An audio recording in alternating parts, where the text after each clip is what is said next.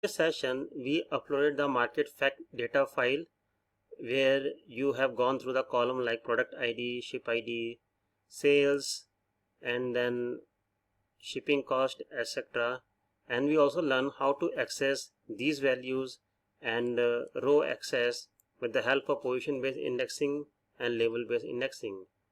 In this session we are going to upload the multiple files like market fact data, customer dimension, product dimension, shipping dimension, and order dimension. Before we start this exercise, you can download this CSV file into your local and you can have a glance just to have a basic understanding of the data. So now after uploading this file into the Python console, we are going to merge all these files together, and then we are going to do some calculation like sum, average, or maximum or minimum, basic aggregator function, and we are also going to learn how to do the summation like Excel like summation like with the help of the pivot function. So let us begin. So first of all, we are going to upload this to library, import numpy as np, pandas as pd, and then we are going to upload all this file into a data frame. So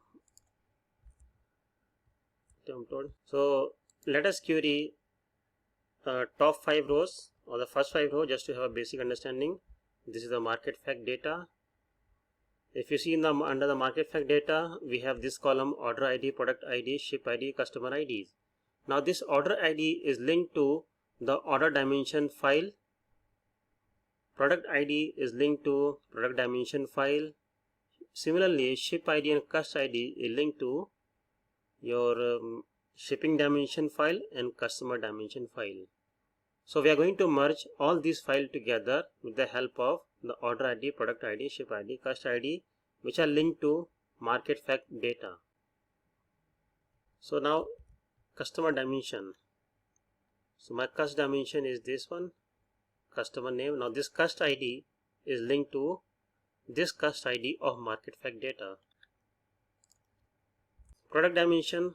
Now we have this product ID, which is a unique identifier. Now this product ID is linked to the market fact data product ID.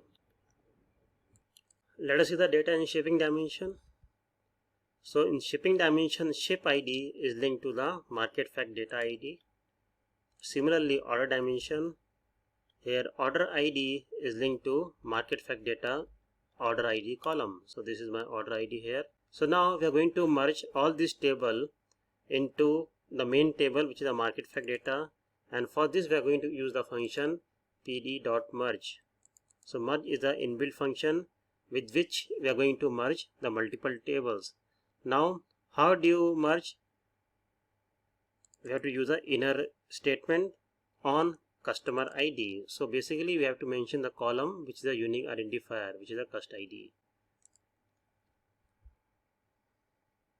So after merging, I have named my data frame market underscore cust. So it is very important to name your data frame which is easy to understand. So market underscore cust, so market fact data and customer dimension data.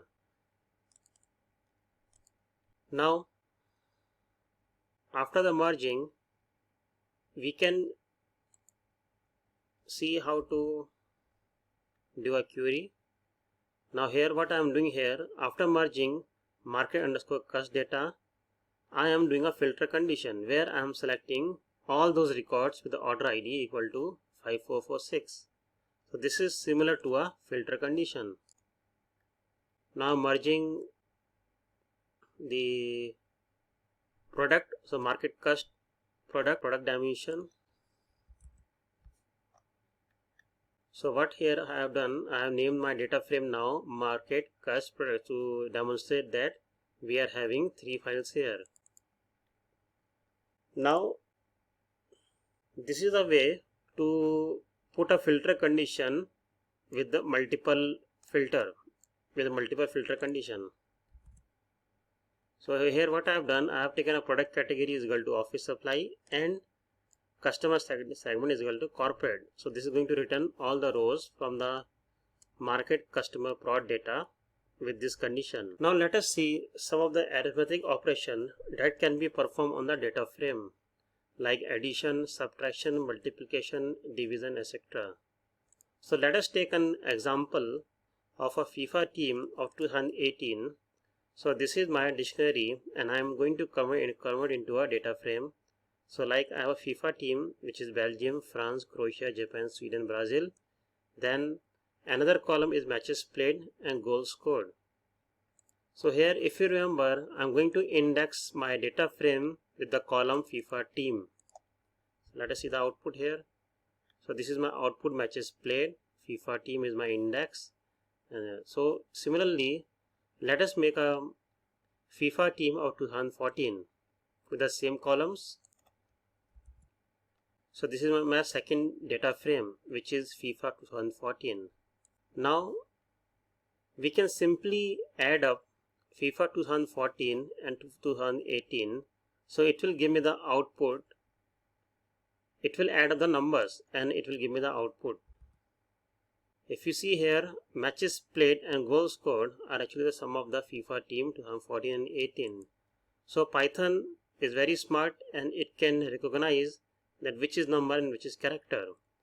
But if you see the Korea is having NaN. NaN here means blank value or null value, because Korea team is in FIFA 2014, but it is not in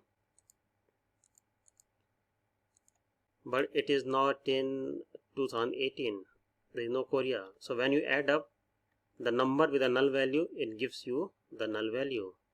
But then Python has a way to fill up the null value with some value. So like total FIFA. So what I'm going to do here, so I'm going to add a FIFA 2018, add FIFA 2000 and fill value 0. So it's going to replace the null value with 0. So now you see the Korea is having 3. Also you can do percentage calculation on column wise. So let us see. So what here I have done here, you can see a new column is added on the data frame. You can simply put the goal percentage and put some calculation. So this is my output. You can also do the sorting. So here we